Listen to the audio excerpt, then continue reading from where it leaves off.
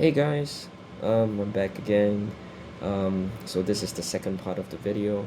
I'm just gonna quickly finish up the financial maths as well with the TI-84 plus calculator hack. So earlier we talked about looking at financial maths and how you should be putting um, using the finance app on your calculator and how you're going to be showing your workings. So let's talk about what NI, PV, PMT, FV, PY, CY all stand for. These are all features that could be found under the finance app in your calculator. So I'll just show you very quickly where you could get that. We're going to go to apps and you choose option 1, which is finance. You choose TVM solver. You press enter here. So basically what N represent in this case, right, I'll just put the screen here, is that N is basically um, the number of payments, okay? And this is not the same as the number of years, okay? I think there's a misconception that a lot of students would choose N to be the number of years, but it's basically not. It's just basically the number of payments. All right, I is basically the interest, the annual interest rate. PV is basically the present value. PMT is basically the payment made in this case. FV is the future value, and PY is the number of payments per year, and CY is the number of compoundings per year. Okay, so let's just really try to get through this question really quickly and see where we're putting the correct numbers into this, because if you put in the wrong numbers, you're going to lose some points as well for these kind of questions. So we just make sure you got to get this sorted out. Now N, in this case, the question did says after 5 years, all right, but there was no indication in the question that says that you are paying that the interest rate is being paid. I mean, it's compounded quarterly, but it did not say anything much about whether um, if you are making if that investment company that you're investing in is paying you that interest um, on a monthly basis or on an annual basis. All right, it only tells you that the interest rate is 4% per year, compounded quarterly. So again, there is some kind of ambiguity, but in this case it's fine. All right, let's assume that if everything is done on a yearly basis, then we could put N to be 5 in this case. But I could show you another way where you actually would get the same answer even if you convert the years into months as well. Alright, that's if you assume that it's done on a monthly basis. Now the annual interest rate in this case obviously will be 4. There's no yep, 4 is the interest rate given in the question. Now PV, which is the present value. Now remember, you're investing $5,000 into an account, whatever that is, okay, into an investment, which means that somehow there is a cash outflow in this case because you are putting money to invest into an account. So you should put this to be negative 5,000. Okay, now PMT, there is no payments that's being made, so I'm going to keep that to be 0. Now FV is basically what you're trying to find because you're trying to find the final amount after 5 years. Now PY, all right, is the payments per year. Okay, now again, because we assume when we put N to be 5, we assume that this is done once a year, so we can put PY to be 1. Now CY is the number of compoundings per year. It says that it's compounded quarterly, so it means that it's done 4 times a year. It's compounded 4 times a year. Okay, now so I'm just going to put this onto the calculator and show you how we can get the answer first. Then this will be 5, this will be 4, this will be negative 5,000. Remember, if you put a negative number, make sure you use this one with the brackets, okay, not this one. PMT will be 0. I'll keep FV to be 0 for now, and this will be 1. Okay, then let's go back to FV. I'll press alpha, press enter. So you should get this amount of money. Oh, sorry, why is CY 1? This should be 4. Sorry about that. This should be alpha, enter. So you should get 6,195 cents. Okay. Usually when it comes to money, it's fine to have dollars and cents. So it's six. Oops. So I'll put under FV instead. This will be 6100.95. Okay. If you want to put it to 3SF, that's absolutely fine as well. Now I want to show you that this is not the only way to get this answer. Now remember, we consider this on a yearly basis, that we assume that there is one the company that you invest that money in is going to pay you that interest like once a year. But what if we assume that this is done on a monthly basis, because it's not really stated in the question, isn't it? So I could assume that this could be 12 as well. But if you change this to 12, then n is going to be affected. Then you have to make sure you take 12 multiplied by 5, and that's going to give me 60 months. Okay, so that means your n and py, they are connected, they're interconnected. Okay, so you literally could say that n is just the number of years multiplied by py. Okay, and I'm going to show you that even despite putting the answer to be 60 and 12, you're going to get the same answer as well. So let me just change this to 60, and I'll change py to 12. Then I'll go back to future value.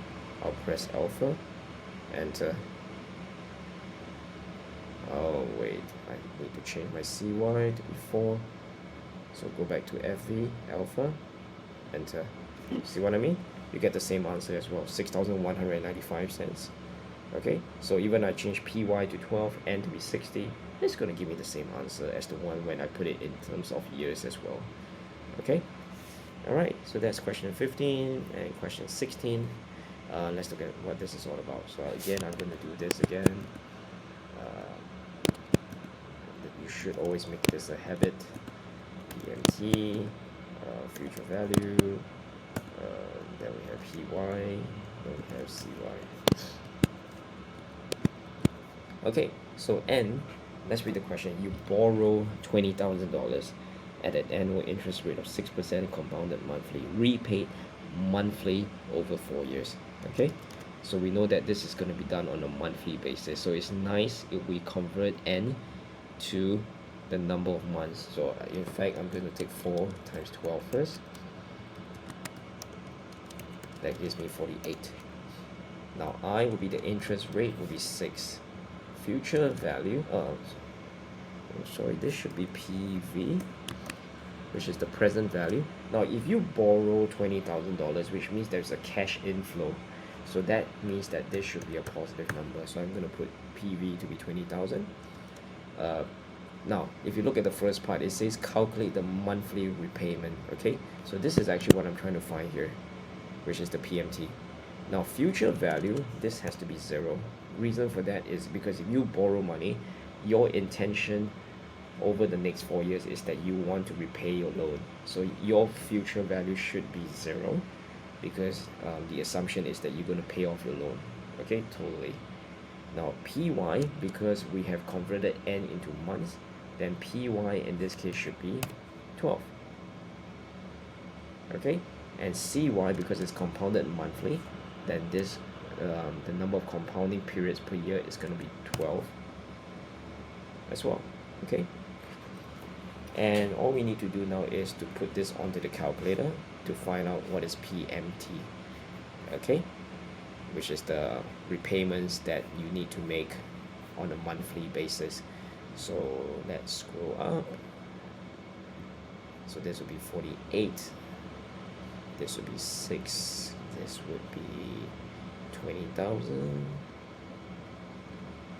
PMT would be, I'll just keep it at 0 for now because that's what we're going to find. FV would be 0, PY would be 12, and CY would be 12. Okay, so let's go up to the PMT, then we press alpha, enter. Okay, do you realize something about PMT, that is actually a negative sign? The reason for that is because that you are paying money every month to repay your loan, so that's why it's a negative value. And PV and PMT, they usually have alternate signs. Okay, because PV is you borrow money, so that's why it's a positive number, and that's why PMT has to be a negative number since you're repaying your loan and money, there is a cash outflow, so that's why it's a negative value. Okay, so just kind of watch out for that. So but when you write the answer for this, all right, please do not put the negative sign to it, okay? Because so even though your PMT is negative 469.70, I think, yeah, 0.70, I would like you to write another statement by doing this. Monthly repayment is basically $469.70. Okay, and finally we're going to find the total interest paid over the loan period. So what I'm going to do is I'm going to find out how much does it cost me to pay this repayment over 4 years. Okay, so what I'll do is I will find out the repayments over 4 years. What I'll do is I'll take $469.70 and I will multiply this by 48 months, because in 1 year you got 12 months, 4 years is 48 months. So I'm going to multiply this first. So let's just put this onto the calculator. So let's go to second quit. I'm going to do 469.7 times 48. So I'm going to get $22,545.60. So the interest that you pay, because now you have obviously incurred more money than what you had borrowed at the start, so the interest obviously would just be $22,545.60 minus 20,000 equal to $2,545.60. Okay, so basically this will be the total interest that you'll be paying over the loan period, because now obviously you're incurring more money than what you have borrowed at the start. Okay, so that's the interest. So just something that you got to watch out for when you have the total interest asked in the question as well. All right, so hopefully this whole video about TI-84 calculator hacks is going to help you significantly to prepare you for the exams. Okay, I do have plans to do more videos on this because there's many other topics that require the use of the calculator, so please do wait in anticipation for the next video, and please, if you like this this calculator hack edition, please like the video, subscribe to my channel, spread this word to your friends, and I'll see you soon. Take care.